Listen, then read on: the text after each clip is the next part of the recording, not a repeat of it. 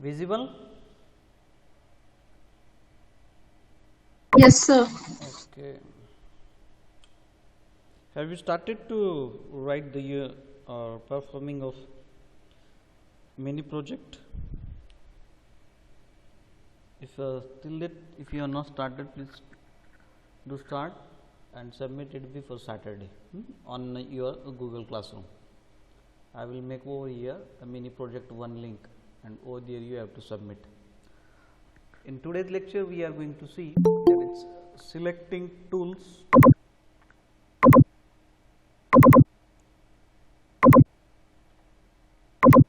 Selecting tools. Selecting tools having identified the requirements of what to automate. Means selection of tool is proportional to what to automate. A related question is the choice of an appropriate tool for automation. Okay. Selecting the tool is an important aspect of test automation for several reasons given below. Why the selection of test tool is important? Let us concentrate on the point with the help of different 6 points. The first point is telling that free tools are not well supported and get phased out soon. Free tools are not well supported and get phased out soon. So, while selecting the any test tool, we have to concentrate on such issues. If the tool is free, and that is why we are selecting that tools without caring any particular issues related with our project. In that case, we always face that tool support for our project is very in flexible manner. Sometimes it gives correct recording, sometimes it shows some nonsense things or the errors or like this. So, the support from the free tool for any testing is in its a limited control, in its limited area, and as it is a free tool, and free tool means what? There is no income from that tool to the owner. So, they never try to upgrade that tool, and that is why that gets phased out from the market. Second one, developing in-house tools take time. Developing in-house tools take time. And we have seen in previous lecture, not previous, but in lecture number 13 or 14, there are different types of testing tools, in-house testing tools, then vendor testing tools, right, then open source testing tools, like this we have seen. This line is telling that developing in-house tools takes time. Means suppose if we have to check any document, or if we have to check any software application with the help of a testing tool, and after that we start to develop this testing tool in-house, obviously it will take too much time, and that will impact on the current scene of our software project or our application. So, in-house tool creation or making is also one of the major important trigger that we have to take into account while selecting test tool. In some cases it might be correct, right? In some cases it might be not correct. So, selection of the test tool we have to take care. Then test tools sold by vendors are expensive. Test tools sold by vendors are expensive.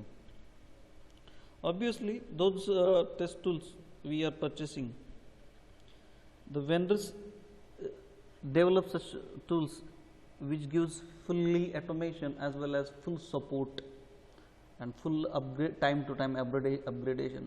So, that is why they charge it very high.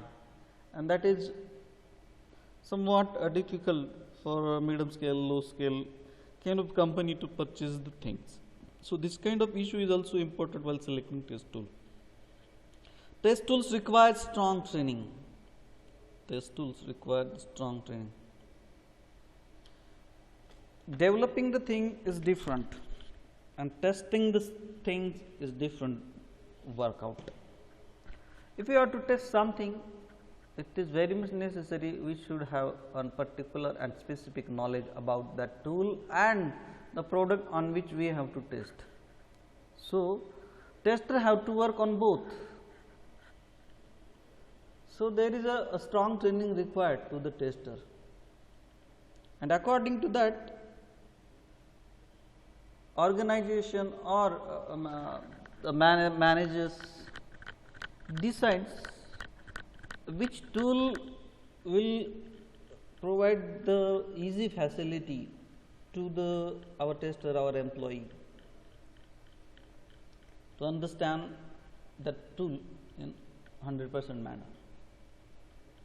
So, most of the cases, if we select somewhat a complex one, then it requires us very strong training. Then next, test tools generally do not meet all requirements for automation. And the last one, not all test tools run on all platforms. This is the again common but important thing. So, these are the some factors we have to take count in while selecting test tool. Criteria for selecting tools. In the previous section, we looked at some reasons of evaluating the test tools and how requirements gathering will help. This will change according to the context and are different for different companies and products. We will now look into the broad categories for classifying the criteria. The categories are meeting requirement, technology expectations, training skills, management aspects. These are also criteria while selecting test tools. These things are very common and base level things, but important. And these things are very general, everywhere it is get checked while selecting any test tool. Steps for tool selection and deployment. First, identify your test tool requirements among the generic requirements discussed. Add other requirements if any. Make sure experience discussed in previous sections are taken care of.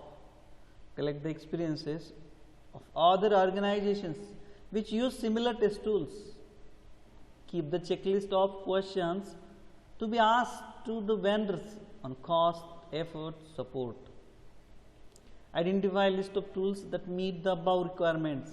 Evaluate and shortlist one set of tools and train all test developers on the tool. Deploy the tool across teams after training all potential users of the tool. This is what we have seen about how to select testing tool. One more topic of this lecture is that automation for XP/Agile model. Nowadays, this model become popular one because it's not like that waterfall, spiral, right, or prototype model. It's having its own features and it is best suited for current era. So, that's why with its technology and this model is ready to adopt the change very fastly. So, that's why Agile model becomes very famous nowadays. Automation for Agile model or XP model, that we have to see in this. What is Agile testing?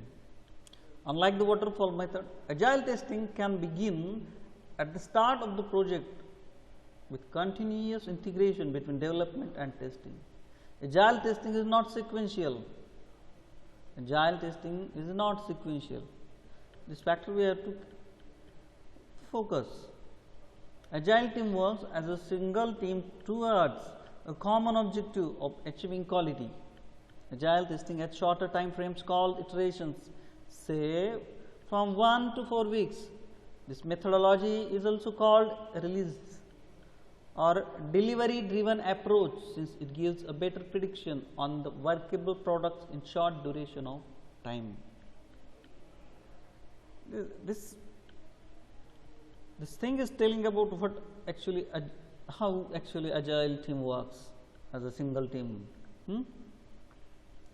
There are some terms used over here in agile: release, then delivery driven approach, right, then iterations. These are the some words which always used in agile models. We are looking automation for such agile model.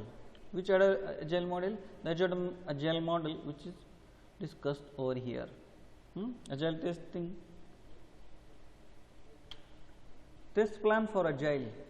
Unlike waterfall model, in agile model, test plans is written and updated for every release. The agile test plan includes types of testing done in that iteration, like test data requirements, infrastructure, test environments, and test results. Typical test plans in agile includes: in waterfall, in prototyping, what happened at the time? Once you have decided your test cases, your test plan, then that test cases or test plan remains continued throughout the testing. But it is not the case with the agile plan. For every iteration, it gets changed with respect to data requirements, infrastructure, test environment, and test results with every iteration. And by considering every iteration requirements or changes, whatever the releases after successful completion of testing, that releases are gives the happiness to the user, right.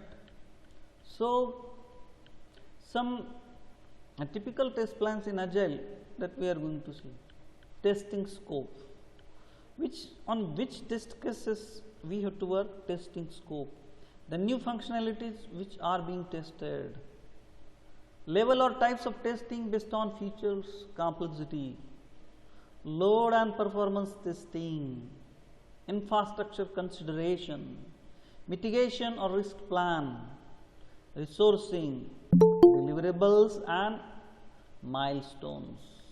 These are the some typical test plans in agile. Okay. Agile testing strategies, how the agile works. So that these strategies are important over here. Agile testing life cycle spans through four stages. Four stages. This is iteration 0, initial state of project, then construction iteration. Deliver a working system that meets the changing needs of stakeholders. This is construction iteration. Then release, deploy release, right. Then production, operate and support release X. These are the four stages in agile testing strategy: iteration, construction iteration, release and production. During first stage or iteration 0, you perform initial setup task. It includes identifying people for testing, installation testing tool, scheduling resources, etc. The following steps are set to achieve in iteration 0. Which one? This one. We are talking this one. Establish a business case for the project. Establish the boundary conditions and project scope. Outline the key requirements and use cases that will drive the design trade-offs. Outline one or more candidate architectures. Identifying the risk, cost estimation and prepare preliminary project. This is all about iteration 0. Then second one, construction iterations. The second phase of the testing is construction iterations. The majority of the testing occurs during this phase. This phase is observed as set of iterations to build an increment of the solution. In order to do that, within each iteration, the team implements a hybrid practices from XP, Scrum, Agile modeling and Agile data, so on. What is this XP, Scrum, Agile modeling, all this? The new terms which is introduced in testing or quality assurance field. Release end game or transition phase. The goal release end game is to deploy your system successfully into production. The activities includes in this phase are trainings of end users, support people and operational people. Also it includes marketing of product release, backup and restoration, finalization of system and user documentation. Last one is that production. After release stage, the product will move to the production stage. These are the 4 quadrants of agile testing that we have seen now. First quadrant is that unit test, component tests, unit test, and first component is telling about automation. It is automated, unit test, component test. Then second component, automated and manual, functional test, example, story test, prototypes, simulation test. These tests are conducted in quadrant second. Then in third quadrant, exploratory testing scenarios, usability testing is done over here in third quadrant. And fourth quadrant is telling about performance and load testing, security testing. Okay. This is what the agile testing is done, and each quadrant is doing their own testing, 1 having its own, 2 its own, 3 its own and 4 its own. Agile quadrant 1. In agile quadrant 1, 2 tests are done over there. First unit test and component test. Agile quadrant second, it contains test cases that are business driven and implemented to support team. What exactly it is in agile quadrant 2? Testing of examples of possible scenarios and workflows, testing of user experience such as prototypes, pair testing. Then agile quadrant third, which tests are done in agile quadrant third? Usability testing, exploratory testing, pair testing with customers, collaborative testing, user acceptance testing. Agile quadrant 4 having a different testing, which is talking about non-functional, right? Non-functional testing, that is infrastructure testing, data migration testing, scalability testing, load testing. So, these 4 quadrants having its own testing, and according to that agile works. Next topic is QA challenges with agile software development. Okay. This we will see in next lecture. Thank you.